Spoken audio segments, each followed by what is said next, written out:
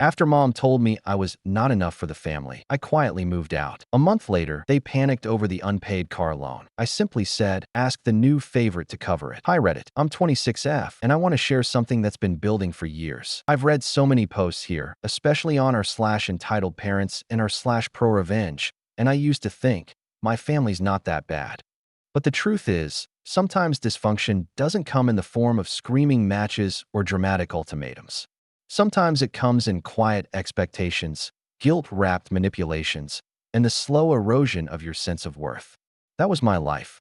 For a long time, I convinced myself that being the reliable one, the easy child, was enough. That it was good, even. But all it really did was make me invisible. Let me give you a clearer picture. I grew up in a family of 4. My mother, Mirela, 52F, is the type of person who believes that motherhood is a full-time performance. She loves being praised for her sacrifices, telling neighbors how much she does for us, how exhausted she is from keeping the family together. But at home, she was less nurturing and more calculating. Things were always about appearances. Everything from what we wore to how we spoke to relatives was curated to make her look good. If it didn't benefit her image, it was dismissed or ignored. My father, Luca, 54M, is a quiet man. He's not cruel, just passive. Mirela always made it clear that she ran the house. He would sit at the kitchen table with his tea while she made decisions, occasionally nodding or giving a tired shrug, but never interfering. I think over time, he learned it was easier to agree than to stand up to her. He works long hours and spends his evenings watching television in silence. Then there's my younger brother, Dennis, 23M. From the day he was born, Mirela treated him like the family's golden emblem. He was praised for the bare minimum. When he got average grades, she'd declare him a genius in front of the neighbors. If he forgot to do chores, she'd say he was under stress. When he crashed his bike into the neighbor's fence, she claimed the fence was too close to the sidewalk. There was always an excuse for Dennis. Always a reason he couldn't be held responsible. And I was always expected to understand. Me? I'm Adela. I was the quiet kid. Studious. Respectful. I did my homework, helped around the house, kept my head down. I didn't make waves. I got into university here in town because my parents said we couldn't afford to send me away. I didn't argue. I picked up part-time jobs to cover my books and bus pass. Mirela would occasionally brag about how independent I was, but never offered help. Still, I stayed. I thought it was normal to pitch in once you were an adult.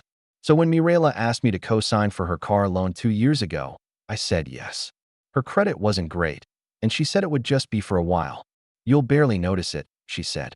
It's the least you can do, since I've done everything for you. I was 24 and still living at home. I didn't want to cause trouble, so I signed. That decision would come back later in ways I didn't expect. At first, I thought I could manage. I split the loan payments with her, even though she often forgot to send me her share on time. I paid for my own groceries, covered part of the utility bills, and still managed to put a little into savings. Meanwhile, Dennis had dropped out of university, again, and was taking a break to figure things out. Mirela defended him fiercely. He's just lost. He'll get there. Not everyone finds their path right away. I was never allowed that kind of patience. Things really began to shift at the start of this year. It started small, comments at dinner that stuck with me. You work so much, Adela. It's like you don't want to be part of this family. Or, it's nice that you're doing well, but don't act like you're better than the rest of us. At first, I thought I was reading too much into it. But then it got worse. One Saturday, I came home from a long shift to find my room different. The desk was gone. My books were in boxes. My bed was covered in Dennis's clothes. At first, I thought maybe he had just moved in temporarily. I found Mirela in the kitchen, as calm as ever. Oh, good. You're home, she said, like nothing was wrong. What happened to my room? I asked. Dennis needs it now. He's starting fresh. You're barely here anymore, and your things were cluttering up the space. You didn't even ask me. There's no need to overreact. You can sleep in the spare room when you're here. You're gone most days anyway. Don't make a fuss. That night I sat in what used to be a storage room, now suddenly my room, and just stared at the ceiling. Something in me broke quietly, not in a loud, angry way, but like a window slowly sliding closed. I realized that no matter what I did, no matter how responsible or considerate I was, I would never be seen the same way Dennis was. I didn't yell. I didn't argue. I started packing the next day. Over the next 2 weeks, I moved little by little into a small flat with a coworker who had an extra room. I didn't tell my parents. I didn't slam doors or give big speeches. I just stopped being present, and no one seemed to notice. Or if they did, they didn't care. Until the payments stopped. That part came a month later. It was a quiet Tuesday morning, and I was getting ready for work. My phone rang, Mirela. I debated ignoring it, but curiosity won. The first words out of her mouth were, "Why did I just get a call from the bank about the car?" I stayed silent for a second. "What do you mean?" "They said the loan is behind. Your name is on it, Adela. This is serious. Why would you stop paying?" "I moved out, Mom. That has nothing to do with the loan. It has everything to do with it. I co-signed for you when I lived there, when I was part of the household. You made it clear that I'm not part of it anymore." She paused, then said sharply, "Don't be selfish. Dennis doesn't drive, and I need that car. You can't just walk away from responsibilities because you're in a mood." I stayed calm. "Maybe you should ask the new favorite to help out." She didn't reply, just hung up. The morning after that call from Mirela, I expected things to simmer down. I figured she'd be angry, of course. Mirela never liked being told no, but I thought maybe, just maybe, this would be the moment she realized she couldn't treat me like an option anymore. That I wasn't going to keep picking up the slack in silence. I was wrong. By Thursday, I had 3 missed calls from her, 2 from my dad, who rarely calls me at all, and 1 surprise voicemail from my Aunt Jadranka. That one caught me off guard. We weren't particularly close, but growing up, she always played the role of the fun aunt, someone you could talk to when your mom was in one of her moods. I listened to the message, expecting a check-in. Instead, it was a strange mix of pity and pressure. "Hi, Adela, sweetheart. I just wanted to say, I know things are tense right now, but family is family. Your mom's really worried, and we're all just trying to help each other, you know? I'm sure you didn't mean to stop paying the loan, but maybe it just slipped through the cracks? Anyway, let's not let something like this divide the family. Call me." I sat on my bed, phone still in my hand, and felt this wave of something I couldn't quite describe. Anger, yes, but more than that. It was the realization that the story Mirela was telling everyone was already spinning out of control. I hadn't abandoned my responsibilities. I hadn't forgotten anything. I had made a conscious decision, after years of being treated like an afterthought, to stop enabling a family that only saw me as useful when I was silent and giving. I didn't call my aunt back. The next day, Dennis showed up at my apartment. I wasn't home when he arrived. My roommate Malin texted me while I was at work. "There's a guy at the door asking for you. Says he's your brother. Should I tell him to leave?" I told her not to let him in, and I rushed home after my shift. By the time I got there, he was still outside, sitting on the steps, arms crossed. He didn't even stand up when I approached. "So this is where you've been hiding," he said flatly. "I'm not hiding," I replied. "I moved out. You already took my room. Wasn't that enough?" He rolled his eyes and stood. "Mom's losing it over this car thing. She says you're refusing to help and that the bank's threatening to repossess it." "They are," I said, unlocking the door behind me. "Because no one's making payments. You're being petty." I turned to face him. "No, Dennis. I've been paying for years. While you were sleeping in, skipping school, quitting jobs. I co-signed that loan to help Mom when she needed it. But now I'm not part of the house. Not part of the team. So why should I keep paying?" His face twisted. "You're seriously going to let the bank take her car over this? Just because she hurt your feelings?" "No," I said, my voice even. "I'm letting her face the consequences of her own choices. She decided I wasn't part of the family anymore. She gave you my room without asking. She's made it clear for years who matters more. And now she wants me to save her." He stared at me, speechless.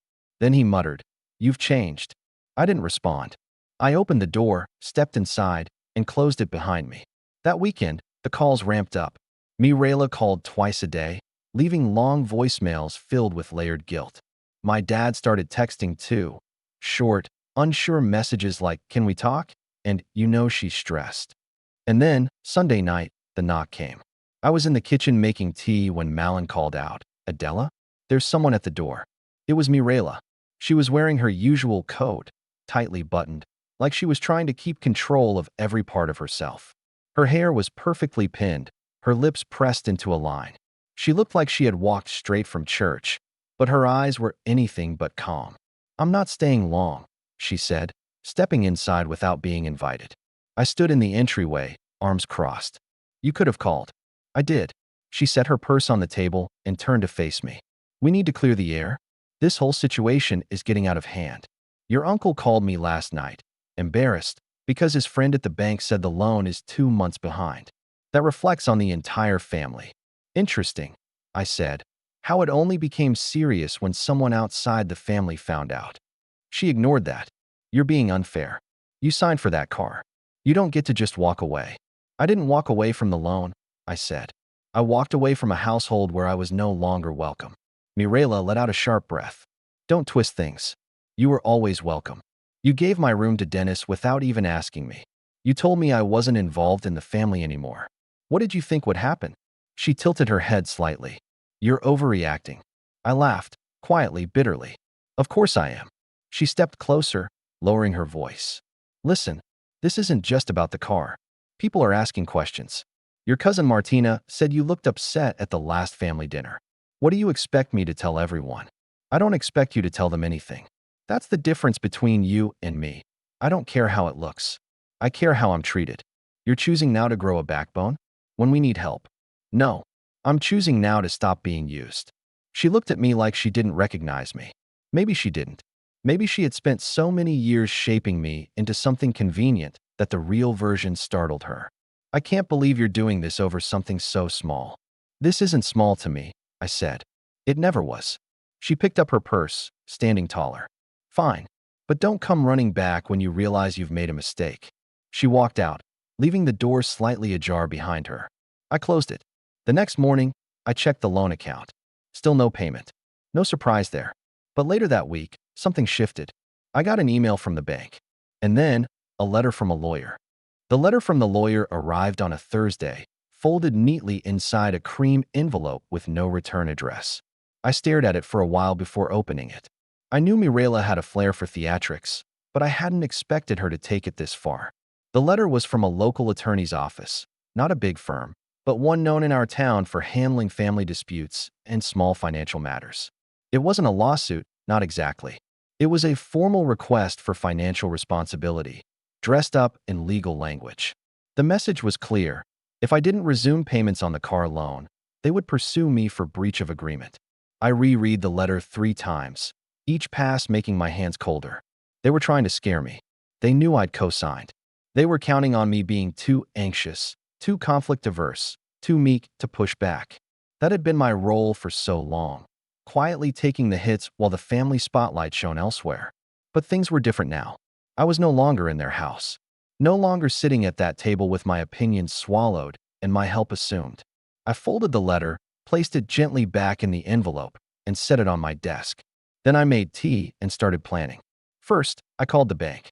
I asked for a complete history of the loan, every payment, every missed one, every name associated with the account. It took some time and a bit of back and forth, but they sent me a detailed report. As expected, I found that I had made the majority of payments over the past 2 years. Mirela had only contributed sporadically, and for the past few months, nothing at all. There it was, in numbers, her entitlement laid bare. Then I requested a consultation with a lawyer. A real one. Someone who wouldn't just send threats dressed up as formalities. I explained the situation, the co-signing, the emotional manipulation, the room being taken, the subtle exclusion that pushed me to leave. I showed him the bank records and the letter I'd received. He looked through everything calmly, then leaned back in his chair. They're not suing you. They're bluffing. This is a pressure tactic, an attempt to get you to pay because they don't want to. I nodded. I figured. But if you want to go on the offense, he continued, there are ways to protect yourself. That was the moment I knew. I wasn't just going to ignore this. I was going to dismantle it, brick by brick, gently, calmly, and with documentation. Step 1 was writing a formal response to the letter, on legal stationery, with the help of my lawyer. In it, I included the full payment history, highlighting the months Mirela had failed to pay and proving that I had been carrying the weight far beyond what was ever agreed. We also included a written statement making it clear that I would no longer be financially responsible for a vehicle I had no access to, and that any further threats would be regarded as harassment. We sent it to both the lawyer's office and to Mirela's personal email. Then I waited. It didn't take long. The following Sunday, My phone buzzed while I was at the store. First a missed call from Mirela, then another, then a text from Dennis. What did you do? Mom's freaking out. I put my phone on silent and continued shopping. Later that evening, I got a call from my Aunt Jadranka again. This time I picked up. Her voice was low and urgent. Adela, sweetheart, why are you sending legal letters? This is family. We don't handle things like this. No, I said calmly, you don't. But I do. I have to. Because when I say no, I get threats. When I stop paying, I get blamed. That's not how this works anymore. She sighed, clearly flustered. Mirela says you're trying to humiliate her. I'm not trying to humiliate anyone, I said. I'm just protecting myself. You'd be surprised how often those two things look the same. There was a long pause. Then she hung up. That same week, I found out something that shifted everything even further. One of my coworkers, Milika, had gone to school with Dennis. They weren't close, but they were friendly enough. Over lunch one day, she asked, "Is your brother still doing delivery work?" I frowned. Delivery work? Yeah, she said, taking a bite of her sandwich. He was bragging about driving a fancy car and working for that courier company in the city. Said he's been using your mom's car. My teacup froze halfway to my lips. Wait, I said. He's driving the car? Yeah, she said, blinking. Didn't you know? I didn't answer. All this time, I had assumed Mirela was the primary driver. She had framed the loan as something she needed for work, errands, family responsibilities, all that. She had said Dennis doesn't even drive. But now it made sense. Why she'd been so desperate for me to keep paying. Why the loan had suddenly become everyone's problem. She wasn't just protecting her pride. She was covering for Dennis. He had been using the car full-time. For money. And neither of them had ever told me. That night, I opened a new document on my computer and began typing every detail I could remember. Dates, conversations, quotes, receipts. A personal record. I wasn't planning to post it anywhere or send it to anyone yet. But I knew better now than to leave my truth unwritten. And I started putting things in motion. A quiet call to the insurance company. A second consultation with my lawyer, this time about removing myself from the loan completely. A visit to the bank, where I asked for the exact terms and penalties for default, and asked about transferring ownership. And one final step, a meeting with an old family friend, Mr. Radique, who worked in vehicle finance and asset recovery. He wasn't the kind of person Mirela would expect me to call. She hadn't spoken to him in years. After all, she had stopped inviting him to family events when his wife criticized her parenting. But he remembered me. We had tea in his office, and I explained everything. He listened carefully. Then he said, if they miss another payment, and you file a formal notice with the bank, the car becomes eligible for collection. They won't see it coming. I nodded. That's the plan. Because here's the thing, I wasn't going to argue with them. I wasn't going to yell or fight or send angry messages. I was just going to wait. And when they missed the next payment, and I was sure they would, I'd make the call. Not out of spite, not out of pettiness, but because some lessons can only be learned the hard way. It happened exactly 2 weeks after my last meeting with Mr. Radique. I had filed all the necessary paperwork, the formal payment default notice, the request to remove my name from the loan due to consistent breach of agreement, and, most importantly, the repossession recommendation. I wasn't bluffing. I had given them time. I had warned them, in my own quiet, unwavering way. And still, the payment deadline passed without so much as a whisper from Mirela. So, the car was collected. Not by some aggressive tow service in the middle of the night, but by a calm, professional team arranged through the bank and with Mr. Radique's help. They came on a weekday afternoon, when Dennis was inside playing video games. Because yes, he had dropped the courier job weeks ago, but still kept the car. It was sitting in the driveway of Mirela's house, windows down, a soda can in the cup holder. They rolled up, scanned the VIN, confirmed the license plate, and left with it before anyone inside even noticed. I only found out the full story later, from a neighbor who used to tutor me in math as a teenager. Your mother ran outside screaming. She told me, half laughing, half shaking her head. The boy followed a few minutes later, yelling on the phone. I think he was trying to call the police. But there was nothing the police could do. The bank had full rights to reclaim the vehicle, and I had legally withdrawn myself from responsibility. My name had been removed. The only name left? Dennis. They tried to call me. Of course they did. 6 times that evening, and 5 more the next day. I didn't answer. I didn't even listen to the voicemails. Instead, I called the bank to confirm that the vehicle was safely in their possession and that I was no longer attached to the loan in any way. Then I got a notarized letter confirming my legal release. It felt like standing up from a table where I'd been forced to sit in silence for years and walking away for good. The next major development came a week later. Mirela showed up at my apartment. She didn't knock. She rang the bell 3 times in a row, rapid and insistent. Malin looked at me from the kitchen, eyes wide.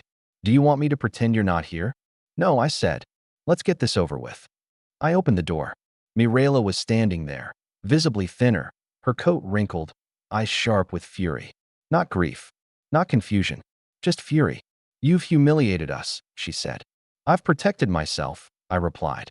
"Your brother had to take the bus today." "The bus?" "Lots of people take the bus," I said. "Some of them even pay their own fares." Her eyes narrowed. "You've made enemies, Adela." That stopped me. I looked her dead in the eye. "Then you should have treated me like family while you had the chance." She flinched, not visibly, not dramatically, but I saw it. The tightening around her mouth. The slight shift in posture. For once, I wasn't folding. I wasn't giving her space to rewrite the story. She left without another word. I thought maybe she'd try again, or that Dennis would show up, demanding I fix it. But the next few weeks passed in silence. That was the thing with them. They only ever fought for control, never for connection. Once control was lost, they had nothing else to offer. About a month later, I learned from my cousin Martina, who had quietly distanced herself from the family as well, that Mirela had taken out a personal loan to buy a new, cheaper car. Dennis was now working part-time at a local car wash, bitter and quiet. The shine had worn off his entitlement.